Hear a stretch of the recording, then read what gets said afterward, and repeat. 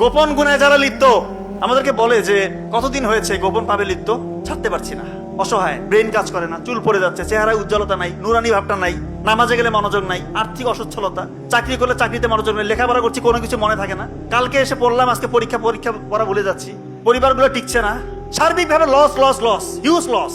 সাময়িক এই মনের খ্যাস মেটানোর জন্য আজকে যুব সমাজগুলো ধ্বংস হয়ে যাচ্ছে। দয়া করে গোপন গুনাহ ছেড়ে দেন, নাহলে এমন ভয়াবহ অবস্থা বিরাজ করবে, মানে জাস্ট হেল, দুনিয়াও শেষ আখিরাতও শেষ। আল্লাহকে যদি হারান, এর থেকে বড় লস আর আমাদের জন্য কোনো কিছু হতে পারে? সব থেকে বিগেস্ট লস। আল্লাহর সাথে আমার সম্পর্ক নাই, তাহলে কার সাথে আমার সম্পর্ক? তো অনেকে বলে যে কিভাবে গোপন গুনাহটা ছাড়বো, আবার অনেকে এটাও বলে যে সেজদায় গিয়ে কতদিন হয়েছে চোখের পানি আসে না। চোখের পানি কোথা থেকে আসবে?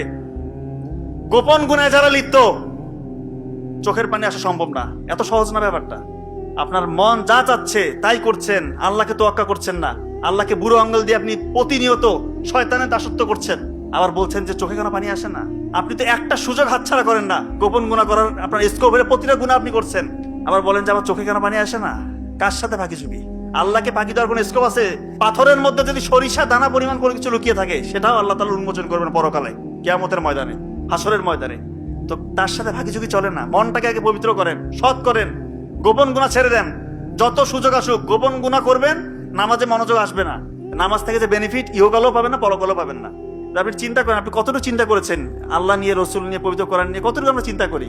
যদি সত্যি আমাদের আল্লাহর ভীতিটা থাকতো, তাহলে কি আমরা গোপন গুনাহ করতাম? আজকে যুব সমাজগুলো ধ্বংস হয়ে যাচ্ছে। দয়া করে গোপন গুনাহ ছেড়ে দেন, নাহলে এমন ভয়াবহ অবস্থা বিরাজ করবে, মানে জাস্ট হেল, দুনিয়াও শেষ আখিরাতও শেষ। আল্লাহকে যদি হারান, এর থেকে বড় লস আর আমাদের জন্য কোনো কিছু হতে পারে? সব থেকে বিগেস্ট লস। আল্লাহর সাথে আমার সম্পর্ক নাই, তাহলে কার সাথে আমার সম্পর্ক? আমাদেরকে বলে যে কতদিন হয়েছে গোপন পাবে লিপ্ত, ছাড়তে পারছি না, অসহায়, ব্রেন কাজ করে না, চুল পড়ে যাচ্ছে, চেহারায় উজ্জ্বলতা নাই, নুরানি ভাবটা নাই, নামাজে গেলে মনোযোগ নাই, আর্থিক অসচ্ছলতা, চাকরি করলে চাকরিতে মনোযোগ নেই, লেখাপড়া করছি কোনো কিছু মনে থাকে না, কালকে এসে পড়লাম আজকে পরীক্ষা পড়া ভুলে যাচ্ছি, পরিবারগুলো টিকছে না, সার্বিকভাবে loss loss loss, huge loss. সাময়িক এই মনের খ্যাস মেটানোর জন্য দয়া করে এগুলো ছেড়ে দেন, গোপন ইবাদত করেন, আল্লাহ তাআলা রাজি খুশি হয়ে যাবে ইনশাআল্লাহ। কথা কি বুঝতে পারছেন আমার? গোপন ইবাদতের খুবই প্রয়োজন আছে। আল্লাহকে যদি চান, গোপন ইবাদত করতে হবে। তো অনেকে বলে যে কিভাবে গোপন গুনাহটা ছাড়বো? চোখের হেফাজত করতে হবে। 1 নাম্বার, চোখ দিয়ে খারাপ কিছু দেখা যাবে না, অন্তর দিয়ে খারাপ কোনো কিছু কল্পনা করা যাবে না।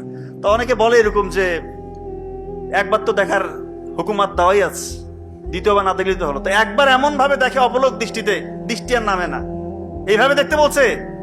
আল্লাহর সাথে ফাজলামি চলবে না। ভুলে যদি একবার কোনো ভাবে যদি আমি যেটা আমার অপোজিট সেক্সের প্রতি যদি চোখ পড়ে যায়, চোখটা নামাতে হবে। কথা কি বোঝা যাচ্ছে? ক্লিয়ার? দৃষ্টি অবনমন করতে হবে, এটা খুব জরুরি।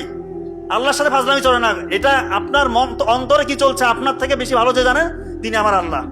কথাটা কি বুঝতে পারছেন? খুবই জরুরি ব্যাপার। তো নামাজ পড়লে পড়ার মতো পড়তে হবে, তাহলেই আমি এখান থেকে বেনিফিট পাবো। 2 নাম্বার যে উপদেশ দিয়েছেন, সৎ কাজ করো।